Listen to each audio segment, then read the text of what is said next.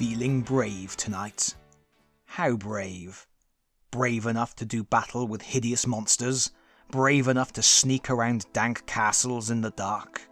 Brave enough to feather and frost your mullet so you look like the baddest barbarian in the dungeon? Then perhaps you're brave enough for Dragonstrike, a classic dungeon crawler from TSR.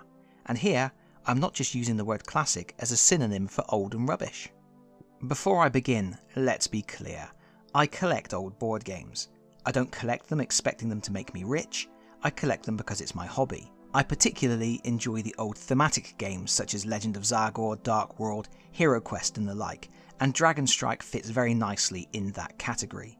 It is a game that is long out of print, but it's not particularly rare. I picked up a mint condition, unpunched, unplayed copy from eBay for 99p plus postage about... Oh my lord, it was about 12 years ago. Sorry, I think I just need to take a moment. Actually, forget that. Clearly time is against me. Moments are precious. Let's move on. The other thing I want to get out of the way right now is this nonsense about the VHS video that came with the game. You know, the one that's filmed in hyper-reality, a heady mix of live action and computer-generated images. Whenever you mention Dragonstrike, people always talk about that video. Yes, the video I quoted at the start of this very review. That video has developed a cult status, and its infamy has somewhat overshadowed what is actually a pretty fun game.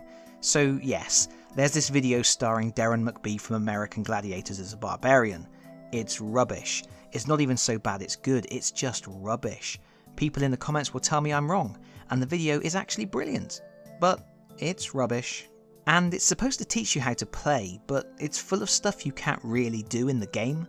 There's one point where the barbarian makes a special attack on a man-scorpion and kills it, but the rulebook clearly states such actions are not possible. McBee's hair is lovely in it though. So my copy of Dragonstrike contained this video, and it sits in the box now only for the sake of completeness. You don't need to watch it, and there really isn't a lot of point unless you hate yourself. As far as I'm concerned, the biggest point of interest regarding the video is that snapshots of the actors are used on the character cards. This is one of my main issues with the game really. TSR had a back catalogue of glorious artwork which they could have used on the cards, as proved by the earlier game Dragon Quest, but instead we got cards showing slightly embarrassed actors in silly costumes. If anyone gets a good laugh out of Flying Frog games like Last Night on Earth because of the cheesy card images, then those people will have a laugh riot with Dragonstrike. Check out the wizard, he looks like Noel Fielding's brother dressed like the pixie from Willow. Thankfully, pictures on the monster cards don't make use of images from the video. Unfortunately, they do use photographs of painted miniatures rather than real artwork. They sort of remind me of those old Citadel combat cards. And the miniatures aren't even the ones that come in the box. But if we ignore the video and the poor card art, the rest of the game components really aren't too bad at all. However, considering this game came out in 1993, 4 years after Hero Quest, a game it can be readily compared to in many ways, there is definitely an argument that the components could have been better. For a start, there are some pretty good miniatures. You get 24 in total, including 6 heroes, some Death Knights, orcs, bugbears, an evil wizard, gargoyles, a troll, a giant, a fire elemental, a man-scorpion and a dragon. These are not up to Hero Quest standards, but they were pretty good for the time. Interestingly, the miniatures that are the same, such as the orcs, have little discs moulded into the bases that have unique numbers so you can tell them apart in play. This is something that Hasbro would later do in the really rather wonderful Dungeons & Dragons Fantasy Adventure board game. Having 6 heroes is nice. There are some missions that allow up to 5 heroes to play, but for the missions that have less heroes, you have a good choice: fighter, elf, dwarf, thief and wizard. The 6th hero is a male version of the female thief. As you aren't allowed 2 thieves in the same game, I assume it was because they wanted at least one female character in the game, but wanted a male version too because TSR were almost certainly expecting this game to be mainly played by boys, and if boys were going to play as a character with beautiful flowing hair, they were going to play as Darren McBee, gosh darn it. The game also comes with 2 boards, and each one is double-sided, giving 4 unique locations to play in: Valley, Cave, City and Castle. This sounds like you get more variety than a game like Hero Quest, but the doors on the maps are printed on, so each location is always laid out in exactly the same way. I actually love this board art by the way. It's slightly cartoony and there are lots of details painted on, chairs, tables, bones. This makes every environment feel real and lived in, although it does make it harder to figure out where your characters are standing. It's also common during a game to hear questions like, can I stand on the table, or am I allowed to search the bones? But that's a nitpick. These maps are great, and I've used them numerous times in my D&D sessions. The Wilderness map is particularly good. It's a lot of fun and gives a very different feel to the indoor maps due to its openness. And if you've ever seen my Lost Mine of Phandelver videos, you would have seen my heroes exploring the city location. I say exploring, I mean burning down. The other bits and pieces in the box are pretty standard. There is a very nicely illustrated Dungeon Master screen, some double-sided cardboard tokens, some dice, the rules book, the book containing all the details for the adventures, and another book containing all the maps for the adventures. Yes, the adventures are spread over 2 books, which isn't convenient. The various decks of cards cover monster references, game turn references, enemy spells, hero spells, traps, sneak attacks for the thief, and items. The rules are quite well written, but that's probably because the game isn't very complicated. One player is the Dungeon Master, who sits behind a screen with a map of the dungeon and controls all the monsters, and the other players are heroes. What the heroes are trying to do is determined by the scenario they play, and there are 16 scenarios to pick from. These scenarios are interesting because they cover lots of unusual situations. It's not just a matter of exploring a dungeon until you find something.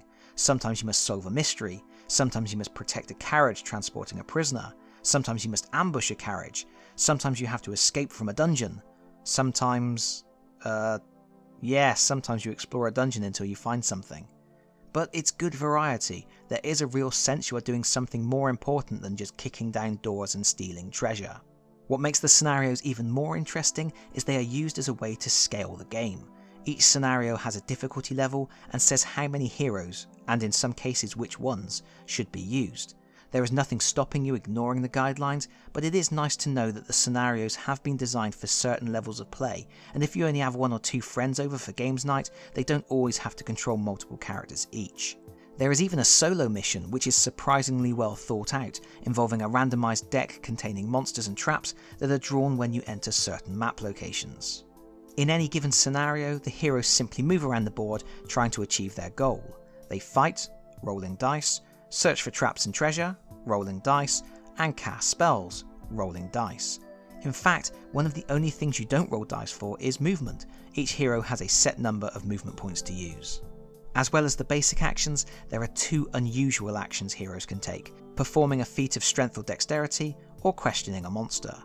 These are the elements that reveal TSR's dastardly hidden agenda. They are trying to get us hooked on the fantasy world in the hope we might progress to, gasp in alarm, role-playing games. Heroes can pretty much try any feat they can name. Break a door, climb a wall. The Dungeon Master just picks whether to use strength or dexterity, whichever is most appropriate. The only restrictions are that the feats must be possible, so for example you can't try to have a reasoned debate on Twitter, and feats cannot be used to defeat monsters. So for example, you can't try to have a reasoned debate on Twitter.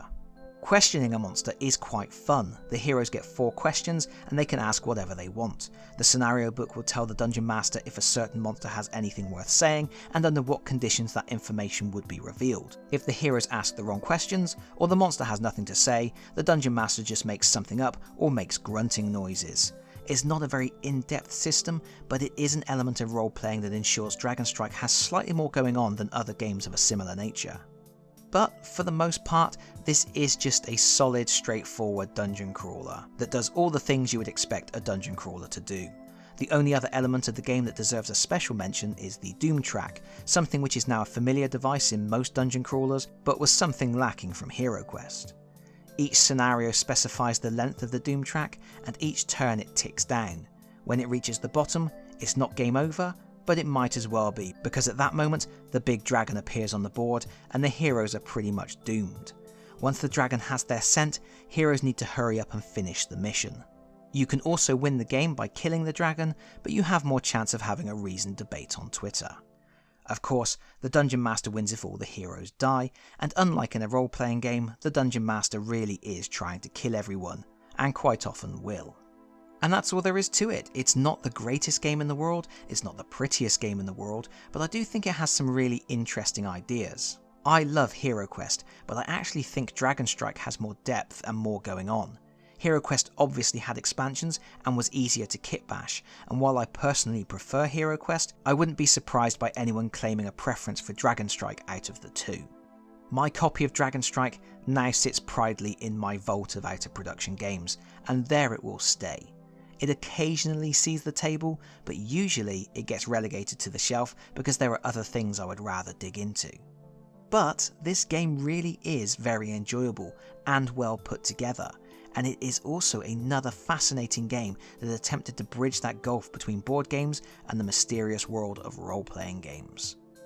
That video really is bad though.